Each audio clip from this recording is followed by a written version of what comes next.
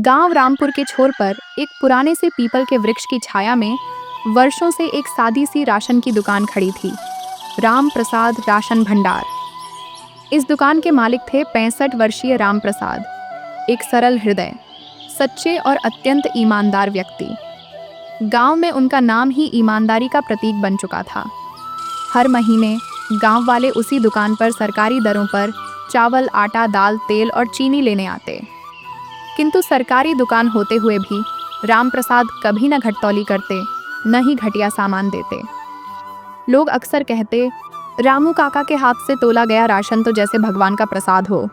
पर जहाँ अच्छाई होती है वहाँ परीक्षा भी आती है। गांव में ही एक 15 वर्ष का लड़का रहता था, बिट्टू। बुद्धिमान तो था, परंतु थोड़ा चालाक और लोभी भी। उसे लगा कि रामू काका सीधे सादे हैं, उन्हें आसानी से ठगा जा सकता है। एक दिन वह अपनी माँ का राशन कार्ड लेकर दुकान पहुंचा। मन में एक योजना बना रखी थी। अगर कह दूं कि पिछली बार राशन नहीं मिला तो काका दोबारा दे देंगे, 2 महीने का राशन मिल जाएगा।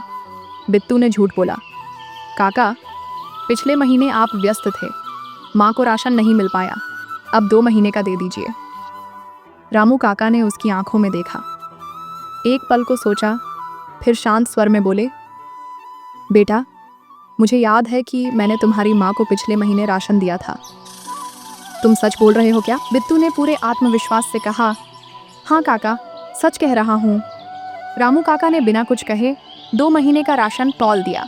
बिट्टू खुशी खुशी चला गया, मन में सोचता हुआ, काम बन गया। पर रामू काका ने सब समझ लिया था। उन्होंने कुछ न कहा, परंतु एक छोटी सी सीख देने की योजना बना ली। अगले सप्ताह उन्होंने बिट्टू के थैले में एक छोटा सा नोट रख दिया। जो झूठ बोलता है उसका मन कभी शांत नहीं रहता। ईमानदारी का स्वाद वही जानता है जो सत्य बोलता है। जब बिट्टू ने घर जाकर माँ के साथ थैला खोला तो वह पर्ची माँ के हाथ लग गई। माँ ने पढ़ते ही आंखें तरेरीं। बिट्टू, तुमने रामू काका से झूठ बोला? बिट्टू घबरा गया। माँ की आंखों में निराशा देखकर उसका दिल कांप उठा। उस रात उसे नींद नहीं आई। उसका अंतर्मन उसे लगातार धिक्कारता रहा।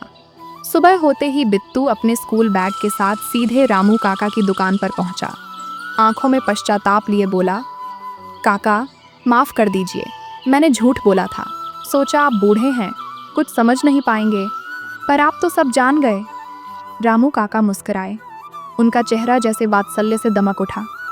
बेटा, गलती सबसे होती है, पर जो अपनी गलती मान ले वही सच्चा इंसान कहलाता है। तुमने जो साहस दिखाया है वही तुम्हें आगे बढ़ाएगा। उस दिन के बाद बिट्टू ने कभी झूठ नहीं बोला। वह रोज रामू काका की दुकान पर मदद करने आने लगा। सामान जमाना, तौलना और सफाई करना। गांव वाले चकित थे। बिट्टू तो बिल्कुल बदल गया। पहले जो झूठ बोलता था अब रामू काका का हाथ बटाता है। कुछ महीनों बाद एक दिन रामू काका ने सब गांव वालों को बुलाया और कहा, अब मैं बूढ़ा हो गया हूँ, इस दुकान की जिम्मेदारी किसी और को देनी होगी। मैं चाहता हूँ कि बिट्टू इसका नया मालिक बने। पूरा गांव तालियों से गूंज उठा। बिट्टू की आंखें भर आईं। वह भावुक स्वर में बोला, मैं वादा करता हूँ, मैं कभी झूठ नहीं बोलूँगा। इस दुकान को रामू काका की तरह ईमानदारी से चलाऊंगा। नैतिक शिक्षा। झूठ से कुछ पल की जीत तो मिल सकती है, पर ईमानदारी से जीवन भर का विश्वास और सम्मान प्राप्त होता है। ईमानदारी वह दुकान है जहां से हमेशा संतोष और सच्ची खुशी मिलती है, बिना किसी घटतौली के।